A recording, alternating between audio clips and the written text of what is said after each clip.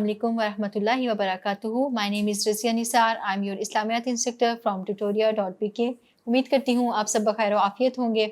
आज मैं आपके सामने एक नए सबक की मश्क के साथ हाजिर हूँ। सबक है सूरह अनफाल का सबक नंबर 5, जो कि रुकू नंबर 5 में से है।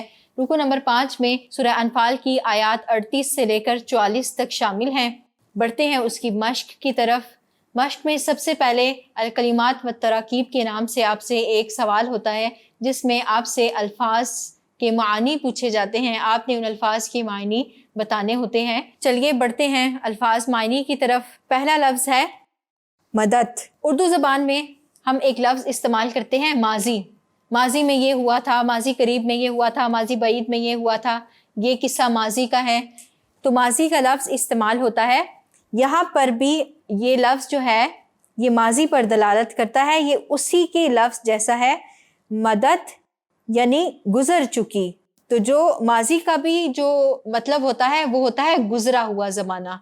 मदद का मायनी भी है गुज़री हुई, गुज़र चुकी। तो मदद का मायनी हुआ गुज़र चुकी।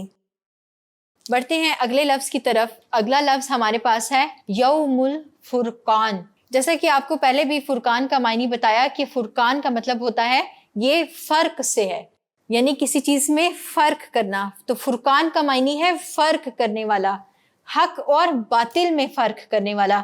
यौमुल फुरकान से मुराद है हक और बातिल में फ़र्क करने वाला दिन।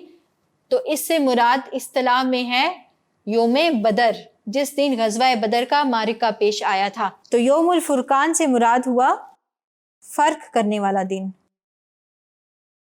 ब्रैकेट में आप इसको बदर भी लिख सकते हैं।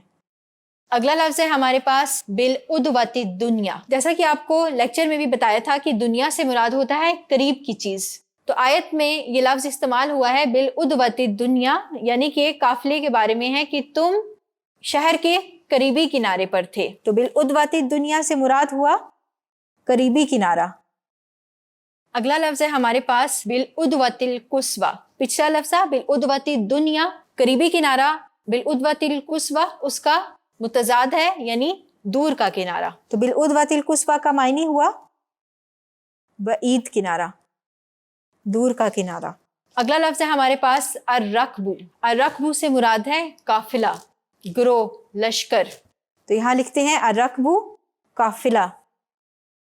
अगला लफ्ज़ है हमारे पास लफशिलतुम। लफशिलतुम से मुराद है हिम्मत हार देना, नामर्दी दिखाना। जब ग़ज़वा बदर का जिक्र हो रहा है तो वहाँ पर अल्लाह ताला ने इस लफ्ज़ का जिक्र किया कि अल्लाह ताला ने मुसलमानों को काफिरों की तादाद ख्वाब में भी और आमने सामने भी कम करके दिखाई। ये इस हिकमत के तहत थी ताकि मुसलमानों की हिम्मत ना टूटे।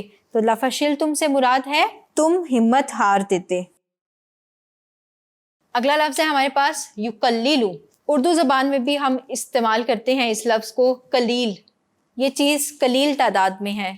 कलील का जो लफ्ज़ इस्तेमाल होता है वो किसी तादाद को कम ज़ाहिर करने के लिए इस्तेमाल होता है।